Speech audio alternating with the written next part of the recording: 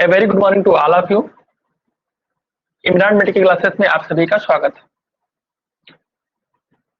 आज से हमारा एक नया batch respiratory symptom management classes का स्टार्ट हो रहा है, जिसमें आप लोग को 10 सिम्टम पढ़ाए जाएंगे, साथ साथ उनके क्या ट्रीटमेंट है, कौन कौन सी मेडिसिन देनी है, कितने डोज में देनी है, कितने दिन तक देनी है, इन सब चीजों के बारे में हम चर्चा करेंगे। तो आज का हमारा पहला टॉपिक है कफ।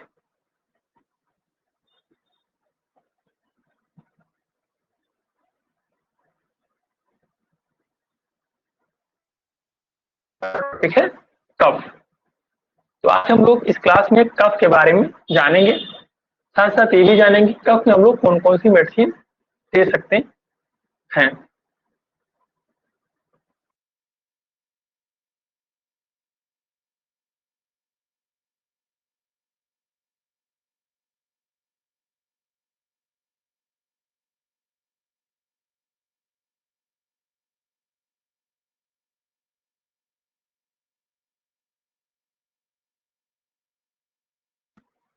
इसलिए यदि कफ की बात करें तो कफ क्या होता है, एक प्रकार का नेचुरल रिफ्लेक्स होता है, ठीक है। That is your of removing irritants from your upper and lower throat या फिर lungs. A cough help your body heal and protect itself, ठीक। तो क्या होता है, एक प्रकार का ये नेचुरल रिफ्लेक्स होता है जो कि आपके बॉडी के अपर थोरेट एंड लोअर लंग्स या फिर एयरवे को, वहां पर जो भी इरिटेंट होते हैं उनको रिमूव करने का काम करता है। साथ साथ ये हेल्प करता है आपकी बॉडी को खुद हील करने में और खुद उसकी रक्षा करने में। A cough help your body heal and protect itself, right. तो फर्स्टली आपका यही माइंड में फंडा होना चाहिए कि कफ क्या होता है। ए कफ is a natural reflex that is your bodies way of removing irritant from upper थोरेट and lower throat या फिर लंग्स, राइट।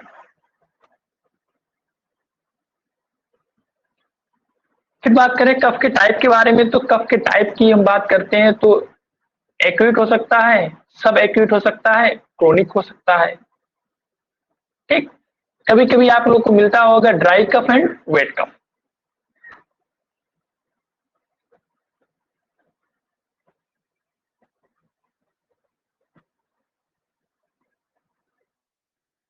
वेट कफ क्या होता है, जो कि म्यूकस के साथ आता है, और आपका ड्राई कफ क्या होता है, जो कि बिना म्यूकस के या फिर केवल वॉइस उसमें आती है, ठीक। एक्यूट कफ की बात करें तो ये क्या होता है कि ये 3 हफ्ते तक का जो एक क्राइटेरिया होता है वो हम लोग एक्यूट कफ में लेते हैं, ठीक है। स्टार्टिंग फर्स्ट डे से लेकर के 3 हफ्ते तक, ठीक। जो हमारा सब एक्यूट होता है उसमें क्या करते हैं हम लोग, इसमें जो क्राइटेरिया होता है वो 8 वीक का होता है, ठीक। और जो हमारा क्रोनिक होता है ये लॉन्ग टर्म का कफ होता है। कभी कभी आपके पास पेशेंट आए होंगे कि डॉक्टर साहब हमें 1 या 2 महीने से 3 महीने से या फिर 1 या 2 साल से हमें खांसी बहुत आती है। हम कितनी भी सिरप पी जाएं, कितना भी हमने दवाएं खा ली, कितना भी हमने अदरक खा लिया, ठीक, कितना भी हमने काढ़ा पी लिया, लेकिन हमारा कफ शांत नहीं होता।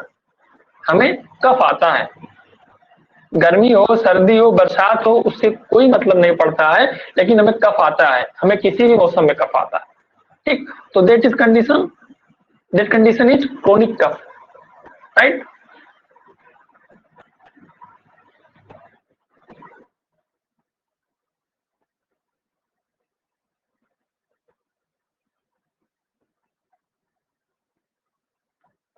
कफ के कॉजेस क्या क्या हो सकते हैं, ठीक, या फिर इसको कौन कौन से ऐसे कारण हैं जो इसको बढ़ा सकते हैं। फर्स्ट आपका आता है स्मोकिंग या फिर टुबेको। स्मोकिंग और टुबेको का बहुत अच्छा रोल होता है आपके कफ को बढ़ाने। Vapours, any type of allergic condition, चाहे वो मौसम से हो, चाहे किसी दवा से हो, चाहे आपने कुछ इंटेक किया उससे वो हो सकता है, कहीं से कोई भी एलर्जी हो, या फिर आप लंबे समय से लंग्स या फिर नर्वस सिस्टम की डिजीज से पीड़ित हैं, तब भी आपको कफ हो सकता है। ठीक, फिर आता है आपका इरिटेंट, इसमें आपका स्मोक भी हो सकता है, परफ्यूम भी हो सकता है, डस्ट भी हो सकता है, म्यूकस भी हो सकता है। बहुत सारी ऐसी मेडिसिन होती हैं जो कि आपके ब्लड प्रेशर को कम करने के लिए होती हैं, फॉर एग्जांपल एसी इनहिबिटर। ठीक, ये सब आपके कफ के लिए एक इरिटेंट के रूप में कार्य करती हैं, आपके कफ को ये बढ़ा देती हैं।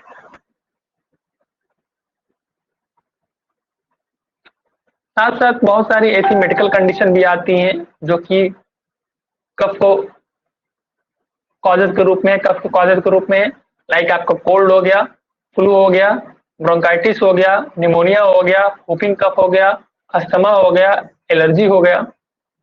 ठीक, ये बेसिकली एक्यूट कफ कराते हैं। परंतु जो आपका क्रोनिक ब्रोंकाइटिस है, ठीक, अस्थमा लॉन्ग टर्म से है, एलर्जी है, सीओपीडी है, जीईआरडी है, ठीक है, गैस्ट्रो इसोफेजियल रिफ्लेक्स डिजीज, ठीक, क्रोनिक ऑब्स्ट्रक्टिव पल्मोनरी डिजीज, ठीक है, साथ साथ हार्ट फेल्योर है, कोई भी कार्डियक कंडीशन है, तो वो एक क्रोनिक कफ बॉडी में क्रिएट करती हैं, ठीक, पेशेंट में क्रिएट करती हैं। तो ये हमारा एक नॉर्मली इंट्रोडक्शन था ऑल अबाउट द कफ। अब हम बात करेंगे कफ का, एक तरीके से अगर कह लें तो हम लोग प्रिवेंशन के रूप में क्या क्या यूज कर सकते हैं, या फिर उसको एक तरीके से बचाने के लिए कि हमें कफ ना हो, ठीक है, उसके लिए हम क्या कर सकते हैं। फर्स्ट हमारा आता है, फर्स्ट पॉइंट यहाँ पर है स्टीम इनहेलेशन। ठीक, हम लोग भाप ले सकते हैं, स्टीम इनहेलेशन। ये अक्सर हमारा जो ट्रीटमेंट स्टार्ट होता है, चाहे वो एक डॉक्टर बताए, चाहे एक आपकी घर का कोई बुजुर्ग हो वो बताए, यही कहता है कि भैया भाप ले लो, राइट, भाप लेना जिसे हम लोग कहते हैं स्टीम इनहेलेशन। ठीक है, इसको हम लोग 2 से 3 बार एक दिन में ले सकते हैं। ठीक, इसमें हम लोग वाटर के साथ साथ विक्स वगैरह भी डाल करके, या फिर अमृतांजन हो गया आपका, ठीक, या फिर बेंजोइन है, उसको डाल करके हम लोग ले सकते हैं। ठीक, उसके आगे ब्रैकेट में आप लोग लिख लेना अपनी कॉपी में, विक्स के साथ, बेंजोइन के साथ, BENZOINE, ठीक, और साथ साथ अमृतांजन। ठीक, आयुर्वेद वाले अच्छे से बताएंगे अमृतांजन के बारे में। ठीक, हमें 2 से 3 बार एक दिन में स्टीम इनहेलेशन लेना चाहिए। ये हमारे कफ को क्या करेगा कि पिघला देगा। ठीक, फिर कह रहे हैं वार्म साल्ट वाटर गार्गल। ठीक, गरम नमक के पानी से हमें होता ना कवल गार्गल का। ठीक है, फिर हमारा थर्ड पॉइंट आ रहा है hot drinks, for example hot T, hot coffee, hot milk, या फिर हॉट सूप। ठीक, कप में हमें कोई भी चीज लेनी है तो गर्म लेनी है, ठंडी नहीं लेनी। यदि आपने ठंडी लिया तो वो आपके कफ को बढ़ाने का कार्य करेगा। ठीक, तो हमें दिन में 5 से 6 बार, ठीक है, hot coffee, hot T, hot milk या फिर हॉट सूप। अगर इसमें से किसी से आपको दिक्कत है, लाइक बहुत लोग चाय नहीं पीते हैं, कॉफी नहीं पीते हैं, तो वो दूध ले सकते हैं। ठीक है, जो दूध भी नहीं पीते हैं वो सूप ले सकते हैं। ठीक, दिन में 5 से 6 बार हम लोग इसको यूज कर सकते हैं। और फिर कह रहे हैं स्टॉप स्मोकिंग। ठीक, आपको किसी तरीके कोई भी बीड़ी सिगरेट वगैरह नहीं पीना है। ब्रैकेट में और लिख लेना टोबैको। ठीक,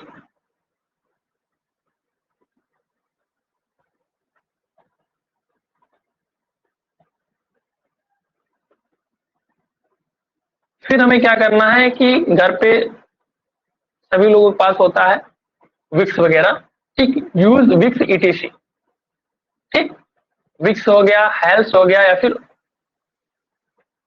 किसी तरीके कोई भी यदि कफ लूजनेस है आपके पास तो आप उसको यूज कर सकते हैं। फिर हमें क्या करना है कि हमारा सबसे लास्ट स्टेप है cover the mouth while coughing. ठीक, cover the mouth during coughing to prevent spread of infection to other family member या फिर अदर पर्सन। ठीक, cover the mouth during coughing to prevent spread of ठीक infection. तो हमने क्या किया, steam inhalation, warm salt water gargle, hot drinks for example hot coffee, hot milk, hot soups, stop smoking and tobacco taking, use Vicks, cover the mouth during coughing to prevent the spread of infection to other person या फिर to other family member। Right, ये हमारा एक तरीके से prevention है। ठीक, हम लोग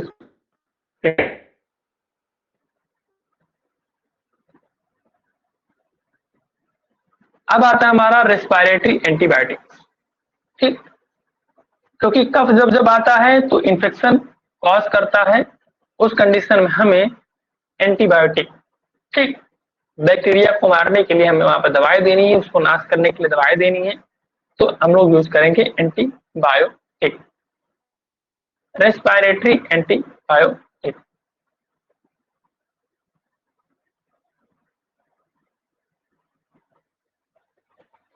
ठीक है, रेस्पिरेटरी एंटीबायोटिक।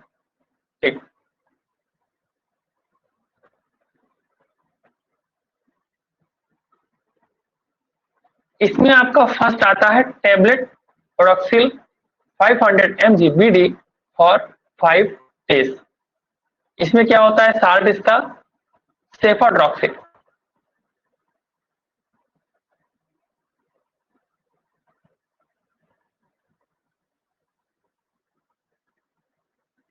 ठीक, tablet Odoxil 500 mg BD for 5 days, salt क्या है, सेफाड्रॉक्सिल।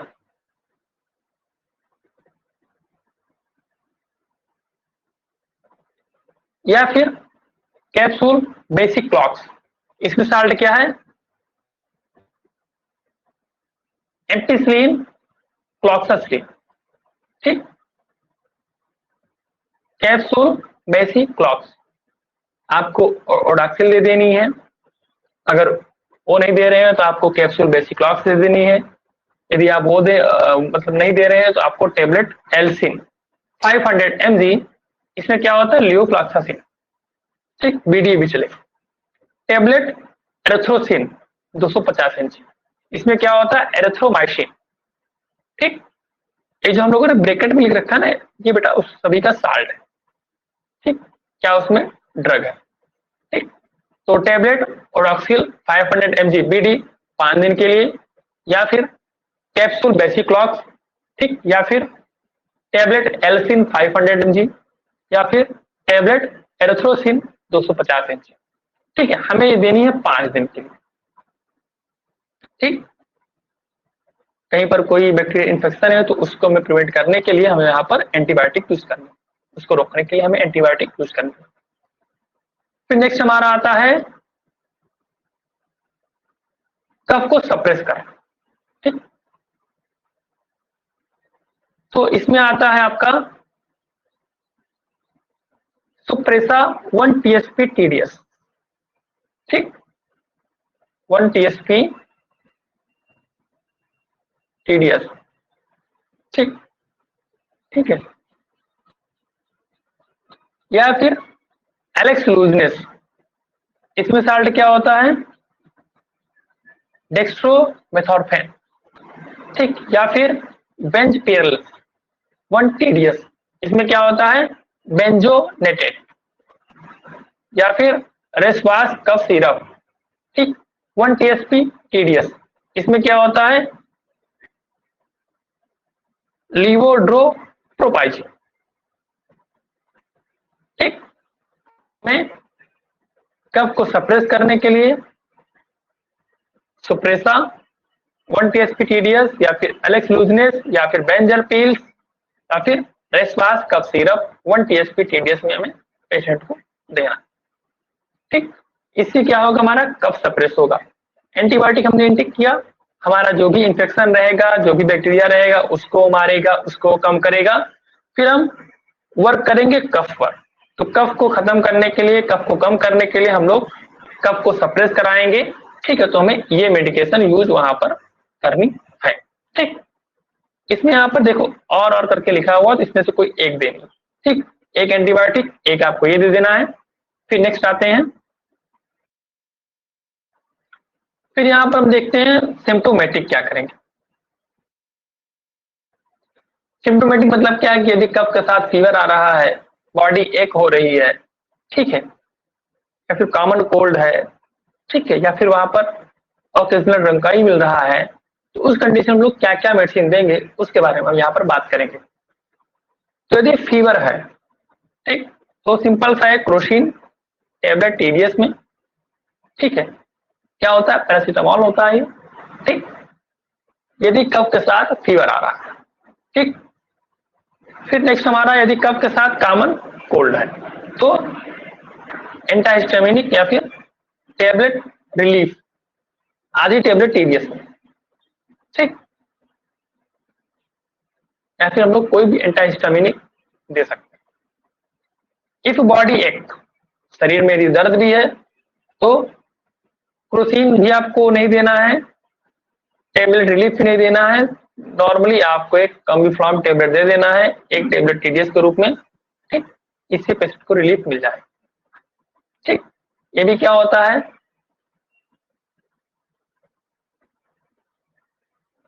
पैरासीटामोल। ठीक,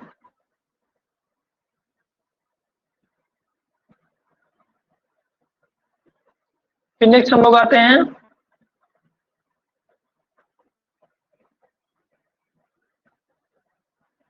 ठीक है, कमी में आपका आइबुपेरा होगा। ठीक, फिर कह रहे हैं इफ ऑकेजनली ब्रोंकाई, देन क्या करना है आपको, यहाँ पर आप लोग आगे लिख लीजिए। ठीक है बेटा, पीसीएम। ठीक, ये आपका एंटीहिस्टामिनिक हो गया। कॉम्बिफ्लेम के आगे लिख लीजिए आइबुपेरा। ठीक, आइबुप्रोफेन और पैरासीटामोल। राइट, फिर आता है इफ ऑकेजनल ब्रोंकाई, देन आपको देना है टेबलेट एस्थालिन 4 mg TDS या फिर tablet Deriphyllin R 150 mg BD के रूप। ठीक, एस्थालिन क्या होता है,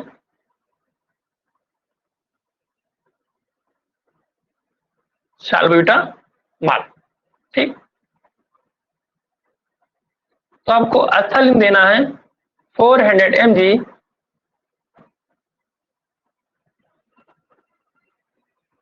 ठीक है, एस्थालिन आपको देना है 400 mg, सॉरी 4 mg TDS में। ठीक, कब, जब ब्रोंकाई मिल रहा है, टेबलेट एस्थालिन 4 mg TDS या फिर tablet Deriphyllin R 150 mg BD। ठीक, यदि आप इनहेलर यूज करना चाह रहे हैं पेशेंट में, ठीक है, तो आपको एस्थालिन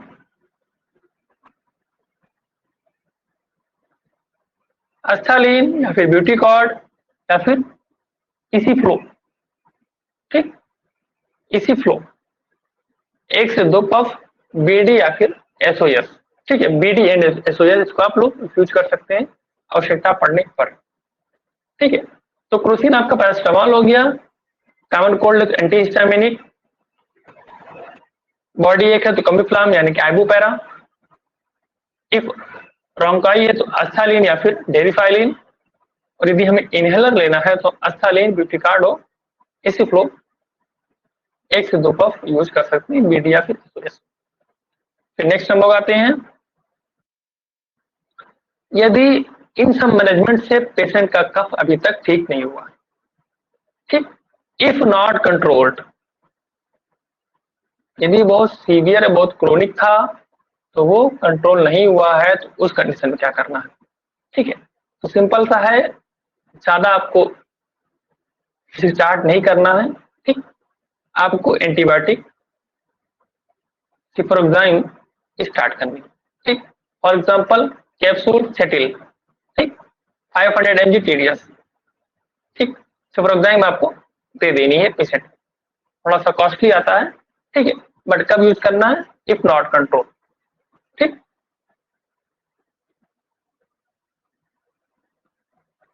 ठीक, यदि ठीक नहीं हो रहा है तो उस कंडीशन में हमें पेशेंट को दे देनी। ठीक है, 25-30 रुपए का एक टेबलेट आता है इसका। ठीक, सेटिल 500 mg टीडीएस।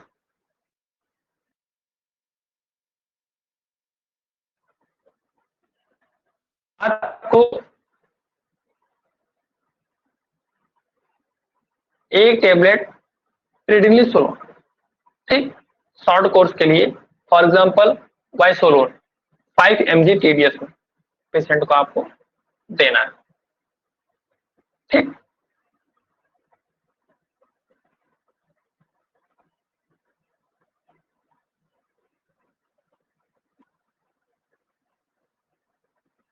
ठीक है, वाइसोलोन 500 mg टीडीएस में क्या है, ये प्रेडनिसोलोन है, लेकिन इसे बहुत ज्यादा नहीं यूज करते हैं शॉर्ट कोर्स के लिए।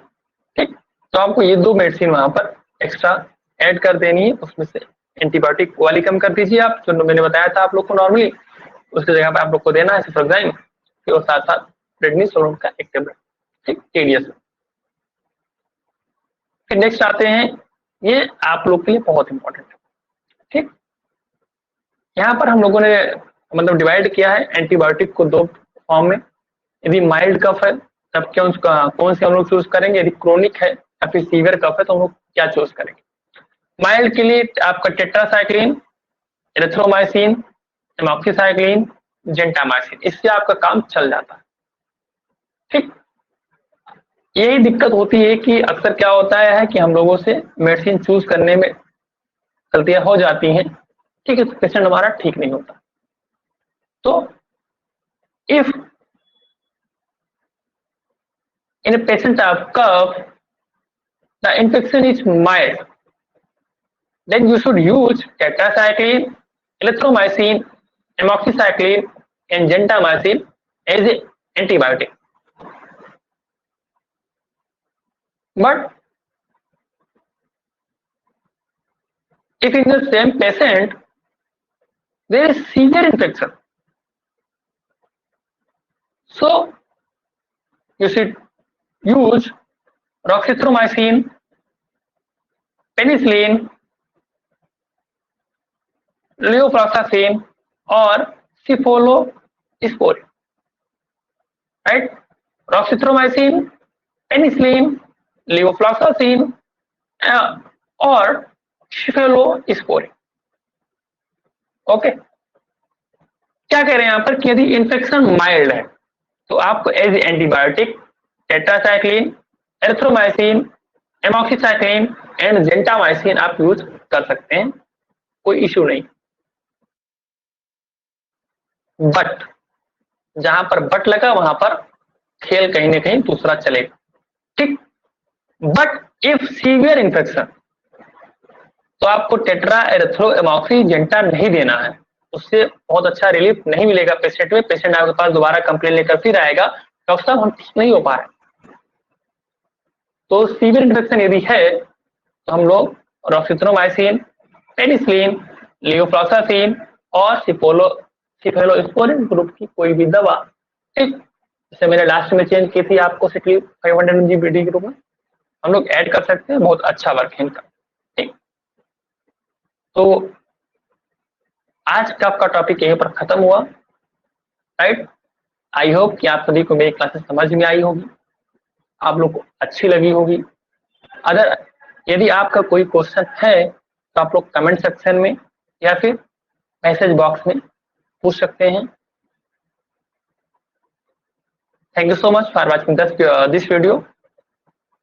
Join Imran medical classes, contact Dr. Imran Ahmed 7905299063।